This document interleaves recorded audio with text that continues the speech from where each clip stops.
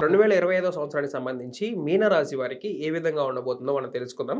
ఆర్థిక పరంగా గానివ్వండి, పెళ్లి పరంగా గానివ్వండి, ప్రేమ పరంగా కానివ్వండి, లేకపోతే సంతానం పరంగా గానివ్వండి, వృత్తిపరంగా గానివ్వండి, ఏ విధంగా ఉండబోతుందో ఇప్పుడు మనం తెలుసుకుందాం. మనతో పాటు ఇప్పుడు ప్రముఖ జ్యోతిష్యవేత్త కొయ్యదొర శ్రీనివాసరాజు గారైతే మనతో పాటు ఉన్నారు. ఆయనని అడిగి తెలుసుకుందాం. గురువుగారు నమస్కారం అండి. నమస్కారం. ఓం నమ శివాయ నమ. ప్రజలందరికీ నమస్కారము. 2025 మీనరాశి ఫలితాలు ఎలా ఉన్నాయి, స్థితిగతులు ఎలా ఉన్నాయి అనేది మనం ఇప్పుడు తెలుసుకోబోతున్నాము. కాబట్టి ఈ రాశి వాళ్ళకి మెయిన్గా ఆలోచన విధానము, స్థానబలము, పూజ బలము, యోగ బలములో చూసుకుంటే చాలా వరకు వీళ్ళకి విద్యాపరంగా చాలా వరకు తెలివితేటలు బాగా ఉంటాయి. ఎందుకంటే మెయిన్గా ఒక వృక్షానికి ప్రాణం అనేది వేరు వల్లే దానికి ఒక ప్రాణం. అంటే వేరు ఉంటే కదా దానికి బలం, ఆ వేరు వల్లే దానికి ప్రాణం. అలాగా ఒక చేపకి నీరు బలం, ఆ నీరు లేనిది చేప బతకదు కదా. అదేవిధంగా వీళ్ళ మైండ్లో ఎలా ఉంటుందంటే ఈ మీనరాశి వాళ్ళకి విద్యాపరంగా కానీ అతి తెలివితేటలు కానీ అతి ఆలోచనలు కానీ ఎక్కువగా ఉంటాయి వీళ్ళకి. ఎందుకంటే రేపు వాన వస్తుందంటే ఇలా ముందే గొడుగు రెడీ చేసుకొని పెట్టుకుంటారు, అలాంటి జాగ్రత్త పడుతుంటారు. కానీ ఇలా జాగ్రత్త పడి వీళ్ళు ఏం చేస్తుంటారంటే ఉండ విషయాల్ని పబ్లిక్ చేసేస్తుంటారు. దానివల్ల వీళ్ళ మీద లేనిపోయిన చికాకులు కానీ, లేనిపోయిన ఇబ్బందులు కానీ, మానసికమైన ఇబ్బందులు కానీ కొన్ని ఎదురవుతుంటాయి. కాబట్టి విద్యారంగంలో చూసుకుంటే చాలా వరకు బాగుంటుంది. వీళ్ళకి చదువు పరంగా పెద్ద విద్యలు కంప్లీట్ చేస్తారు, ఎలాంటి ఇబ్బందులు ఏమి ఉండవు. కొన్ని బ్రేక్ అయినా కూడా కొంత లేట్ అవుతుందే కానీ ఆ లేట్ అయిన దానికి వీళ్ళకి ఇబ్బంది పడాల్సిన పనేం లేదు.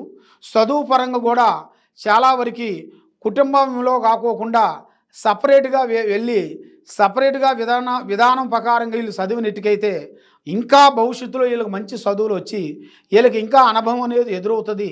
ఆ విధానం అనేది తెలుసుద్ది. కాబట్టి వీళ్ళకి సపరేట్లోనే విద్యారంగంలో చాలా వరకు బాగుంది. మరి వ్యవసాయ రంగంలో చూసుకుంటే ఆ వ్యవసాయ విధానాల్లో కూడా చాలా వరకు వీళ్ళకి అతి విధానం కూడా చాలా వరకు బాగానే ఉంది. మరి ఆ వ్యవసాయంలో కూడా ఎలాంటి ఇబ్బందులు, ఎలాంటి యోగం అనేది ఏం లేదు. దాంట్లో కూడా కొన్ని జాగ్రత్తలు కొన్ని తీసుకునేట్టుకైతే వాళ్ళు ఊహించిన దాన్ని కాకోకుండా ఇంకా రెట్టింపుగా పండియగలుగుతారు, దాన్ని మంచిగా సాధించగలుగుతారు. కాబట్టి మనకి ముఖ్యంగా రైతే ఎన్నుముక్క.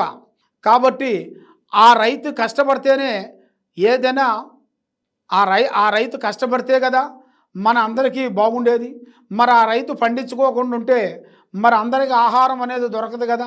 కాబట్టి అందరూ పండించాలని అనుకోరు, అందరూ కష్టపడాలనుకోరు. కొంతమంది కష్టపడాలనుకుంటారు, కొంతమంది ఏమో కష్టపడకోకుండా సంపాదిస్తుంటారు. వాళ్ళ తెలివితేటలను బట్టి వాళ్ళ ఆలోచిస్తుంటారు. కాబట్టి మెయిన్గా వీళ్ళ మీద ఉండాల్సిన ఏమిటంటే నాగదోషం ఎక్కువగా కనబడుతుంది, పాము దోషం. ఈ పాము దోషం వలన వీళ్ళకి ఏ కార్యక్రమం అనుకున్నా, ఏ పని అనుకున్నా, ఏడు పోదాం అనుకున్నా కూడా లేనిపోయిన చికాకులు, లేనిపోయిన విధానాలు, స్నేహితులతో ఇబ్బందులు, బంధుమిత్రులతో కొన్ని చికాకులు, తర్వాత ప్రేమించిన స్త్రీ నుంచి కూడా కొన్ని లేనిపోయిన విషయాలు వీళ్ళకి కొంచెం ఇబ్బందులుగా ఎక్కువగా కనబడుతున్నాయి. ప్రేమించిన స్త్రీలు చికాకులు అయిపోయి పెళ్లి చేసుకున్న తర్వాత వాళ్ళ ఇద్దరికీ దూరం అయిపోతుంటారు. ఎందుకంటే నా మాటే గెలవాలని మగవాడు, నా మాటే గెలవాలని ఆడపిల్ల, వీళ్ళు ఇద్దరికీ ఒక చిన్న విషయాల గురించి మిస్అండర్స్టాండింగ్ చేసుకొని చికాకులు పడి గొడవలు పడి ఎవరో మాటలు విని వీళ్ళ సంసారంలో ఇబ్బందులు అయిపోయి వీళ్ళు దూరం అయిపోతుంటారు. ఆ దూరం అయిన టైం అనేది వీళ్ళకి ఇప్పుడు కలిసి వచ్చే యోగం దగ్గరికి వచ్చింది. ఎందువల్లంటే వీళ్ళు ఎన్నో రోజుల నుంచి ఇడిపోయిన వాళ్ళు కూడా మళ్ళా కలుసుకునే యోగం అనేది వీళ్ళ జాతకంలో రాబోతుంది. కాబట్టి వీళ్ళ మీద ఉండాల్సిన కొన్ని గ్రహ దోషాల వలన మీకు పోలీస్ స్టేషన్ లాంటిది కానీ, కోర్టు సమస్యలు కానీ మీ మీద చాలా వరకు ఎదురయ్యే మార్గాలు కొన్ని కనబడుతున్నాయి. మరి దాని వలన ఆ సమస్యలతో మీరు చాలా వరకు సతమతం అయిపోతున్నారా? తప్పకుండా మీరు పూజించాల్సింది ముఖ్యంగా శ్రీ లక్ష్మీ దేవత, అమ్మవారు మహాలక్ష్మి. సంతానలక్ష్మి, దానలక్ష్మి, ధైర్యలక్ష్మి, గృహలక్ష్మి, యోగలక్ష్మి. కాబట్టి ఆ అమ్మవారు ధనలక్ష్మిని మీరు పూజించినట్టుగైతే మీ మీద ఉండాల్సిన అష్టదరిద్ర దోష నివారణ, కర్మదోష నివారణ నీ మీద నుంచి తొలగిపోతుంది. చేసే కార్యక్రమాలు అభివృద్ధి అవుతాయి. మనస్సు శాంతం అనేది ఉంటుంది. కాబట్టి మీరు ఇన్ని రోజుల నుంచి కష్టపడి, ఎన్నో రోజుల నుంచి బాధపడి ఏదో ఒక స్థాయికి వచ్చిన తర్వాత ఆ స్థాయిలో మీకు ఏదో ఒక సమస్య అనేది ఎదురవుతుంది. అది ఎదురైన దానివల్ల అది మీకు ఎలా ఎదురవుతుందో అనేది కూడా మీకు తెలియదు. అంటే అది గ్రహ రూపమైన కానీ, స్త్రీ రూపమైన కానీ, ఫ్రెండ్స్ రూపమైన కానీ, మన దగ్గరుండి మన గురించి కొన్ని లేనిపోయిన విషయాలు కూడా బయట వాళ్ళకి చెప్పి, లేనిపోయిన కొన్ని చెప్పి మనల్ని ఇరికిస్తుంటారు. అలాంటి కొన్ని సమస్యలు మనకు ఎదురయ్యే మార్గాలు కనబడుతున్నాయి. కాబట్టి ఇలాంటి మీరు బాధపడుతున్నారు కాబట్టి మీరు కొన్ని జాగ్రత్తలు తీసుకోవాలి. జాగ్రత్తలు తీసుకోకుండా మీరు మనకి ఎంత తెలిసినా కూడా ఎదుటివాడు డైరెక్షన్ మనం తీసుకోవాలి. మన గురువులు కానీ, తల్లిదండ్రులు కానీ, వాళ్ళ ఆశీర్వాదం కానీ తీసుకోవాలి. వృద్ధుల్ని ప్రేమించండి. వృద్ధులకి మీరు అన్నదానం అనేది చేయండి. కాబట్టి మీరు ముఖ్యంగా చేయాల్సినది ఏమిటంటే ఈ సంవత్సరంలో అన్నదానం అనేది మీరు చేయండి. స్వాములకి, అయ్యప్ప స్వాములకు కానీ, లేదా మామూలుగా అయినా వాళ్ళకైనా కానీ మీరు తప్పకుండా కొంతమందికి మీరు అన్నదానం చేసిన దానివల్ల మీకు మంచి యోగం అనేది కలిసి వస్తుంది. మనశ్శాంతి కలుస్తుంది. చేసే పనులు అభివృద్ధిగా అవుతాయి. మరి మీరు ఎక్కువగా నల్లటి వాహనములు అంటే బైకులు కానీ, వాహనములు కానీ, కారులు కానీ, నల్లటి కానీ మీరు బ్లాక్ అనేది మీరు ఎక్కువగా వాడకూడదు.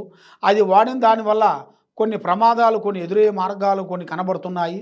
కాబట్టి మీరు ముఖ్యంగా పూజించాల్సిన ఆ భగవంతుడు దయ వలన మీకు ముఖ్యంగా ఏ గుడికి వెళ్ళినా, ఎక్కడ పోయినా కూడా కొన్ని ఫలించుకోకుండా అయిపోతుంటాయి. మన ఏ దేవుడి గుడికి వెళ్ళినా కూడా ఎంతో పూజలు చేస్తుంటాం, ఎన్నెన్నో చేస్తుంటాం.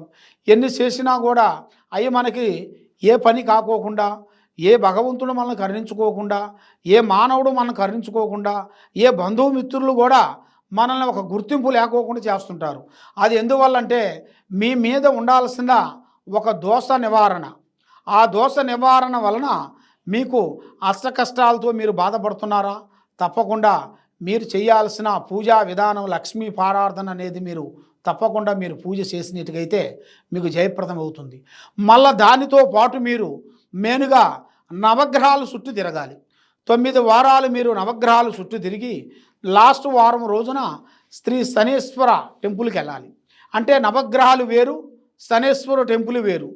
మీరు నవగ్రహాలు చుట్టూ 9 వారాలు తిరిగిన తర్వాత శని మహారాజు అంటే శనేశ్వరుడు గుడికి వెళ్ళి మీరు అక్కడ నూనెతో అభిషేకం చేయాలి. నూనెతో అభిషేకం చేసి ఆ నూనెతో అభిషేకం చేసేసి మీరు పూజ చేసుకొని వచ్చినట్టుగైతే మీరు వెళ్ళేటప్పుడు తలస్నానం చేసి వెళ్ళి చేసి రావాలి. మళ్ళీ ఇంటికి వచ్చిన తర్వాత మళ్ళీ తలస్నానం చేసి మీ ఇంట్లో మీ పూజ కార్యక్రమాలు కానీ, మీరు చేయాల్సిన పనులు కానీ మీరు పూర్తిగా దాన్ని చేయాల్సింది మీ యోగంలో ఉంది.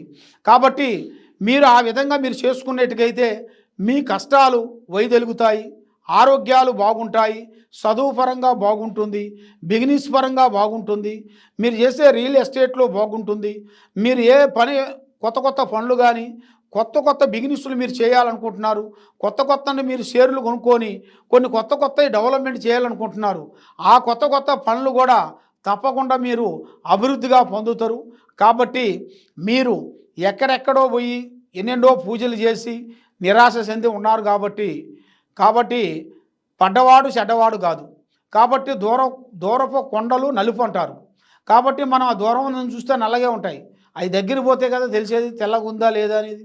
అందువల్ల ఏ కార్యక్రమం చేసినా కూడా మన మనసుతో మనం చేయాలి. కానీ మన మనసు కాకోకుండా వేరే మనసుతో మనం ఆలోచన చేసామనుకో దానివల్ల కొన్ని ఇబ్బందులు ఎదురయ్యే మార్గాలు మీ జాతక యోగంలో అనేది కొన్ని కనబడుతున్నాయి. కాబట్టి మీరు ఏ కార్యక్రమం చేసినా, ఏ పని చేసినా తల్లిదండ్రుల ఆశీర్వాదం మీరు తీసుకోవాలి. 100% మీరు వాళ్ళ ఆశీర్వాదం తీసుకుంటేనే మీ జీవితానికి, మీ లైఫ్కి ఒక పరమార్గం అనేది కలుస్తుంది. పరమార్గం లేని మీరు ఏ పని చేయలేరు. మీ మార్గం వాళ్ళ మార్గంలో మీరు పోతే మీకు ఇంకా పరమార్థం కలుస్తుంది. ఆ భగవంతుడు దయ వల్ల మీకు అష్ట ఔషధ్యాలు, భాగ్యభోగాలు, మనశ్శాంతి ప్రాప్తి కలుగుతుంది. మీరు అనుకున్నట్టుగా విజయవంతం అనేది అవుతుంది. ఓం నమ శివాయ నమః. ఓకే. చూసారు కదండీ! 2025 సంబంధించి మీనరాశి వారికి అన్నీ కూడా గురువుగారు చెప్పారు. ఇంకా మీకేదైనా సందేహాలు కానివ్వండి, ఇంకేదైనా దోషాలు గాని అనిపిస్తుంటే ఈ స్క్రీన్ మీద కనిపిస్తున్న నెంబర్‌కి కాల్ చేసి కొయ్యదొర శ్రీనివాసరాజు గారిని అడిగి తెలుసుకోండి. మీ సందేహాలు అన్నీ కూడా నివృత్తి చేసుకోండి. Thank you for watching.